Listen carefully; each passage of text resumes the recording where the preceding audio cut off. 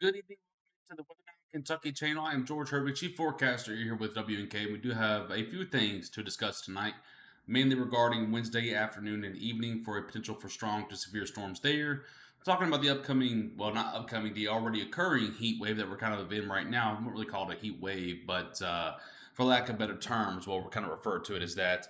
And then we just have multiple storm chances over the next, let's say, um, 2 weeks here in Kentucky. We'll kind of go over that pattern while we think that, we've already put out a few posts on it, but just want to touch base with that. Mainly focus on Wednesday afternoon and evening in this video here because that is where we have the alert day posted already. We do feel like more of those are on the way, and we'll talk about that. We'll look at the SPC's forecast. We'll look at actual model data. We have not made a forecast just yet, just because we want to wait till probably tomorrow afternoon to get a little bit more data in regarding it. But it already does appear to be at least a strong storm threat, most likely a severe setup on the way for Wednesday. So we'll talk about that a whole lot here. If you would not mind, before we dive into the information, please tap the share button at the bottom portion of your screen if you're over there on Facebook. That's the best way to get this video on your news feed, so that way your friends and family can view it as well as you. We'd appreciate that. I'm sure they appreciate that as well. And thank you to everyone that does support with sharing the broadcast. Make sure you say hello. I can greet you as you're coming in. Vicky and someone over there on YouTube. Hello, how are you guys doing? Lisa, how are you doing? Tabby, hello. Teresa over there from Cecilia, how are you doing as well? Lisa asks, how is the baby watch going? Well, we had an appointment today that no dilation just yet, but we're really just a weight game. She's having contractions, and we're getting all the early signals, but stuff's just not really moving just yet. But we do have some things coming up to hopefully help with that. I'll talk about that at a different time. I want to make sure this is focused on weather, but overall, baby and mama bear are both doing great. Thank you for asking. Gregory, hello from Glasgow. How are you doing? If you're just now tuning in here with us, I'll go over that opening one more time. I'm George Herbig, Chief Forecaster here with Weather Now Kentucky. We do have a outlook update for you here.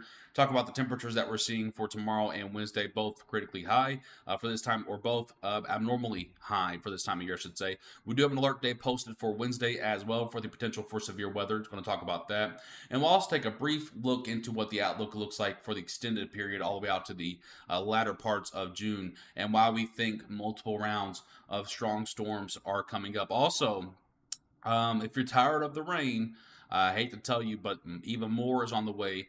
At least another 3 to 5 inches will be put down throughout portions of the state, if not more, as in some isolated locations throughout the next week to 2 weeks here in Kentucky. So, a few different things to talk about here, a few different hazards to talk about as well. Let's go ahead and get going into the information here. Thank you to everyone that's tuning in here. We appreciate you. We appreciate everyone that's hitting the share button as well. I've seen all the shares and likes come through now. Thank you so much for your all's help with that. So, let's go ahead and pull up first here.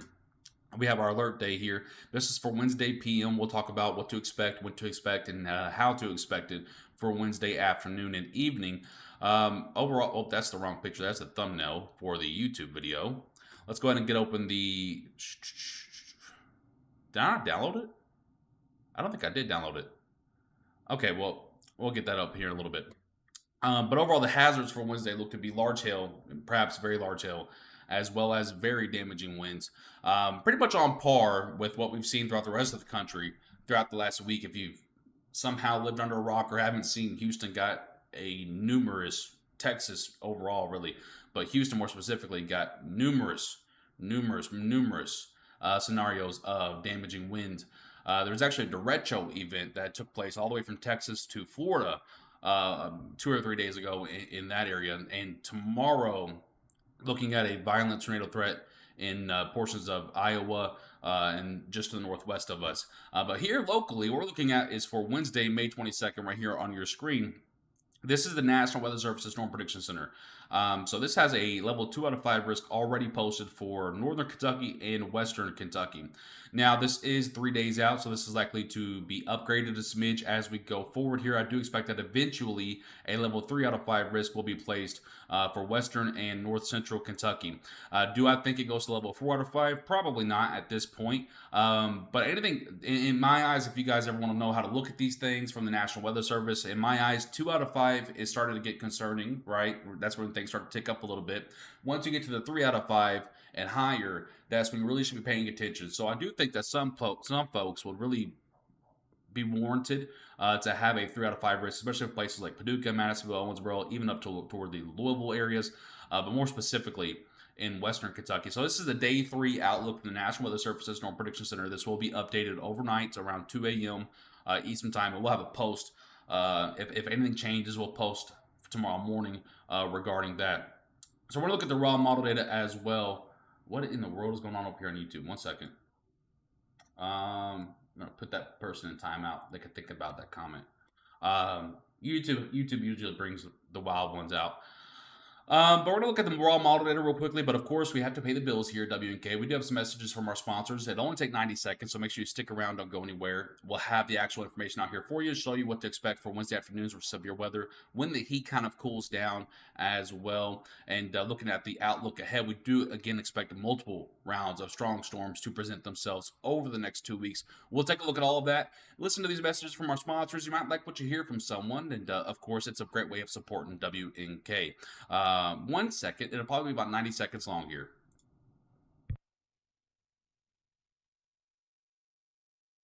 Make Right Implement your go-to spot this spring and summer for all of your equipment needs. With over 15 locations throughout Kentucky, they have so many destinations for you to choose from. They have great customer service, a super knowledgeable staff, and high-quality products that are also affordable. Oh, and they're always running deals like these here.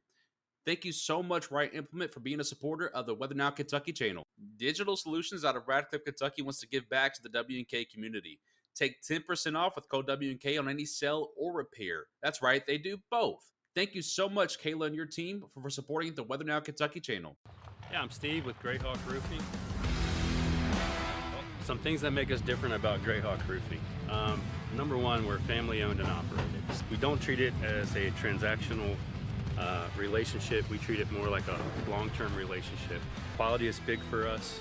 We have a quality control representative on every job site, and that's actually my dad. Not only do residential, but we also take care of commercial roofing as well. Check us out on Google, check us out on Facebook, check out our website. We've got a lot of our work on there. You can take a look at our portfolio. Do free estimates, free inspections, so we don't charge anything for that. We'd love to work with you. We'd love to add you to the Greyhawk family. So just give us a shout, 606-547-7519. Thank you. When you're the leader in disaster cleanup and restoration, how do you make like it never even happened happen? Fire it up, Randy! Yeah!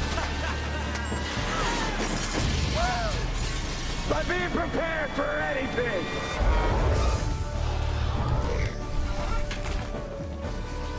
Whatever comes your way, there's a pro for that. Serve Pro, like it never even happened.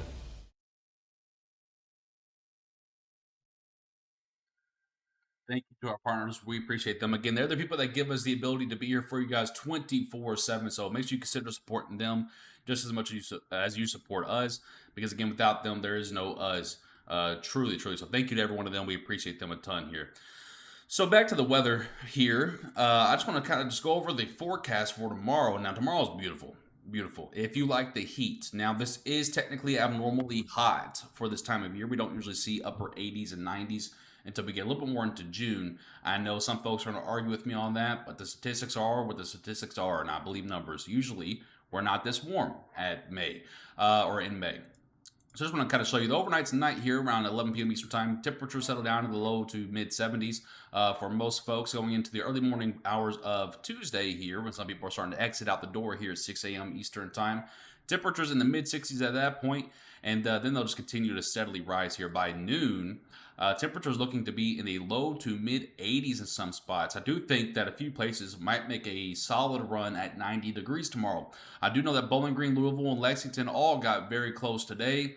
I think Bowling Green got to 89.4 degrees. So technically, if you want to use the roundup method, Bowling Green was 0.1 degrees away from rounding up to 90 degrees today. So Bowling Green got really close today to the 90-degree marker. I do think that some folks will make a 90-degree run tomorrow because there are less clouds involved for tomorrow. The only thing that saved a lot of folks from getting even warmer today there was quite a bit of cloud coverage out there. So as we push this on forward to the peak heating time frame around 3 to 4 p.m. Eastern time, you see Paducah at 89, Bowling Green at 87, E-Town at 84, Louisville at 86, Somerset 83, Pikeville 87, and Lexington at 84. I do want to remind you, though, that this model does tend to be a bit cooler than what actually occurs. For example, today you had Elizabethtown reaching a high of 86 degrees. I do know that E-Town got up to 88 degrees today. So if you add 2 degrees to everyone here, it's 91 for Paducah, 89 for Bowling Green, so on and so forth there. So this model does tend to be about 1 to 3 degrees cooler than what actually happens here. So it's realistic to add a couple of degrees to these projected highs for tomorrow. So that's why we think that some folks could make a run at 90 degrees on Tuesday, which again is technically abnormally hot for this time of year. Around dinner time, temperatures settle into the low 80s once again, maybe even a mid 80 day or mid 80 dinner time frame for the Paducah and Bowling Green areas once again. As we head through late night hours on Tuesday, temperatures in the low to mid 70s once again. We don't really drop down to the mid 60s, however. Most folks kind of get to 67 to 68, which is a upper 60s for the early morning hours on Wednesday, and then we rapidly warm up once again. However, you'll see a difference here. Western Kentucky is at 75 degrees. Eastern Kentucky is at 85 degrees. So what is happening over here in Western Kentucky? The answer to that is round 1 of stormy weather on Wednesday. Now, this model cannot see all of Wednesday just yet, but we'll show you the early morning hours. Early morning hours on Wednesday, a lot of storms look to move through here around 4 to 8 a.m. Eastern time, and they will be quite strong. Don't expect any severe weather from this round. Now, again, there's a later round on Wednesday that we're concerned with. But from this round early in the morning, don't expect anything super crazy. Might be some small hail near Paducah, a few bursts of gusty winds. But overall, just really heavy showers that will die down as they head toward I-65. And then we spawn a new round of showers. Now, this model has that new round of showers and thunderstorms occurring near the 1 p.m. to noon time frame. I don't see that being extremely accurate. What we know about this model here, the HRRR model, this model tends to over-convect, which basically means it tends to start the rain a little bit too early. Also, it tends to have more rain on the model than what actually occurs, and that can be a big deal when forecasting severe weather. When more rain occurs, it obviously means less severe energy is there because the rain is just washing it all out. So if less occurs than the model data shows, well, then we're starting to have a little bit more of an issue with things. So let's go ahead and switch over here to the NAM3K model.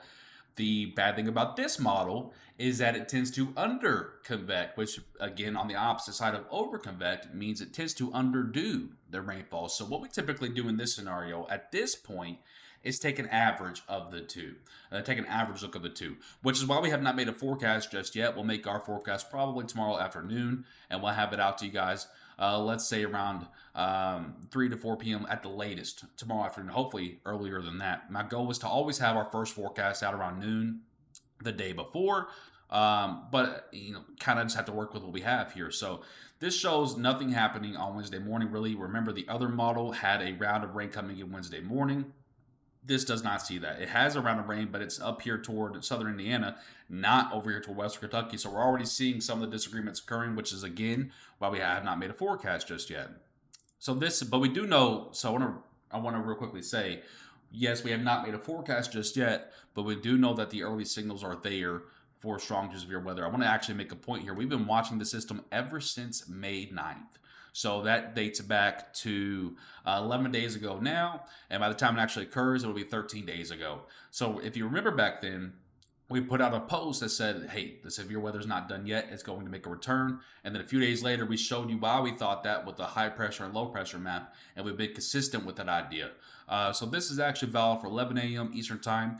Now we're out to noon to 1 p.m., so it doesn't show a whole lot. A few spotty showers here and there that may put down some heavy downpours, and then they're out. And then the main wave gets going around Wednesday around 6 p.m. Eastern time. So remember, that's a little bit different than the last model we just showed here. So the last model that we just showed, remember, it had it starting around noon, which in my opinion is a little bit too fast. I don't think that's going to happen. If that does happen, then we probably will cancel the alert day because, again, way too much rain too close together, going to limit the severe ability for the storm system to work with. We have one round of rain at 4 to 5 a.m. and then another round of rain at 4 to 5 p.m. Right now we have a 12-hour gap, right? So now we have time for the environment to become destable or to destabilize and become unstable to support severe weather, right? And so here we go. Let's go ahead and go through this. This is 7 p.m. Eastern time. See, nice blob of showers down here. These are not just showers. These are actually strong to severe thunderstorms down here. We can tell that because it has the rotation tracks. These brown markers here, those are your rotation tracks. Now, this model tends to do pretty bad job at projecting rotation, but it does a pretty good job at timing things out. So you have to kind of learn which models do things better than other models in some areas and vice versa. So I think the timing that the NAM3K here that we're showing, I think it's a little bit better. And you can see the time up here in the top left corner, by the way. And if you want to know for Eastern time, you just add an hour to that. So for example, 6 p.m. Central time is 7 p.m. Eastern time. As I push this on forward here, you'll see it turns into more of a Boeing line of storms there with some rain back behind it. That tells us that this is a massive wind threat. Okay, as it pushes on forward to 9 p.m. Eastern time, those storms begin to die down. They lift to the north, and they're out of here by midnight. Now, I don't think that this model has a great handle. While I think it has a great handle on the timing, I don't think it has a great handle on the overall shape and movement of the storms. So right now, our best bet on strong to severe weather actually matches the National Weather Service, according to the model data now. Now, if you're going to ask me, George, do you expect this to change as we get closer to Wednesday afternoon? Absolutely, I do. Because right now, we're kind of maxing out the models. Basically meaning we're just now getting into the time frame of models. And whenever models are maxed out, they tend to do a pretty bad job at handling and making better images of clarity for how storms move. So again, this is the National Weather Service's Storm Prediction Center. This is their forecast map. It does. If you had to ask me right now to make a forecast, it would probably look a lot like this. But in my eyes, it's a smidge too early to get specific on specific counties and specific threats. In my eyes, right now, the best organized severe threat is back over toward Owensboro, Madisonville, and Paducah, and then it kind of wanes off as you head to the north here, which is kind of what the National Weather Service did here. So I think it made a pretty good map so far. Now, again, I don't want you to think, oh, right now, for example, Lexington, right? I don't want you to think if you're Lexington watching this, I'm only in a 1 out of 5 risk. I don't have to worry about a forecast update from here on out because I do expect this to change. So don't have that mindset. Make sure you check back in for updates because, again, I do expect this to change as the models get a better handle on what to expect. Also, after the severe weather tomorrow to our northwest friends in Illinois and Iowa, right, the models will have a better idea of how to handle it because it'll have that information. It'll have that information on how it performed. It'll adjust accordingly. So that's what we talk about when weather is more of a domino effect than anything because each system does truly affect the next. So just because we're not seeing anything significant here does not mean anything significant is not happening in other places. For example, if I were to click back out of this, they actually have a level 4 out of 5 risk all the way up there in northern Illinois and Iowa tomorrow. And so how their weather performs tomorrow will affect how our weather performs on Wednesday. It won't affect it greatly, but it will change little minute details that we need to be able to make a forecast. Overall here, I'm going to put on the updraft helicity marks here. This kind of shows us where storms may be rotating. You can tell it does have lots of rotation occurring in western Kentucky, most notably between Hopkinsville and Murray, going up toward the Paducah areas. And there's some scatter rotation along the Ohio River out into the Ohio, which if you look at that and compare it to the National Weather Service's storm prediction map here, it pretty much matches verbatim.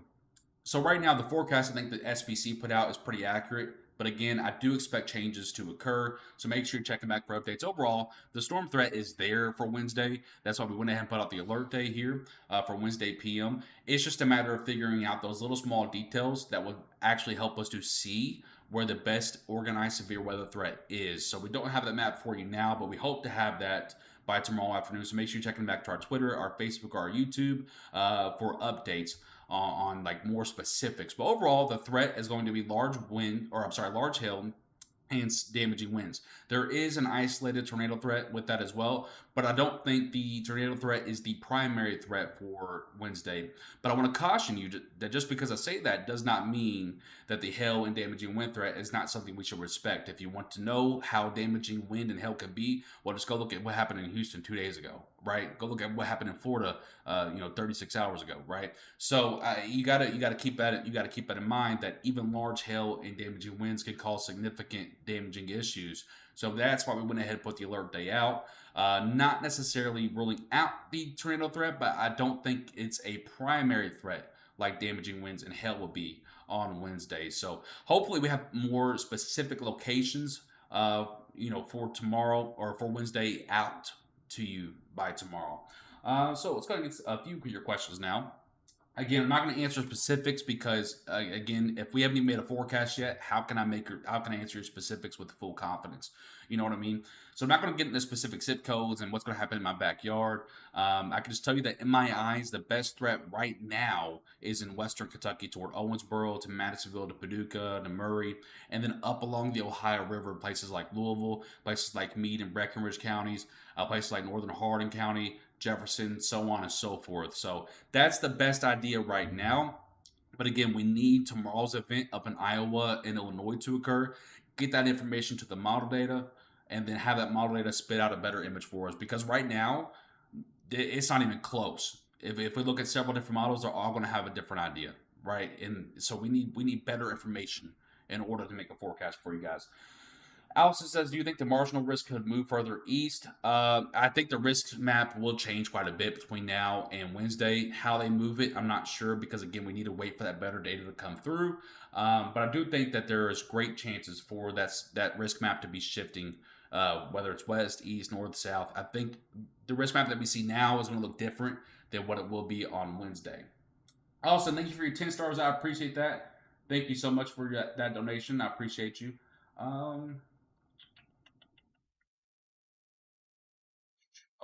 I think we're good there. Not a lot of comments. That means we answer a lot of the questions throughout the information here. What is the risk map? Currently, it looks like this. So this is the National Weather Services map. We have not made a risk map of our own yet. Again, we're kind of waiting until tomorrow morning to get a little bit of a better idea on the information that's coming through. Basically, a level 2 out of 5 risk exists along, let's say, I-64 to points just south of it, and then along I-65 to the west here. That's where the best idea for the National Weather Service is. I do say I agree with this for now. But again, I want to put it out there that I do think this risk map from the SPC will change by the time we get toward Wednesday. And then hopefully we have our forecast out by tomorrow as well. I appreciate that, Austin, with your 100 stars now. Thank you so much, my friend. I appreciate that. Okay. I appreciate that. Look at that. Not a whole lot of questions this time. Must have answered it all throughout the information spiel there. Will we be back to normal temperature after this? I do think we'll return to more normal temperature conditions after this wave. But then we have another wave that I actually want to show you real briefly.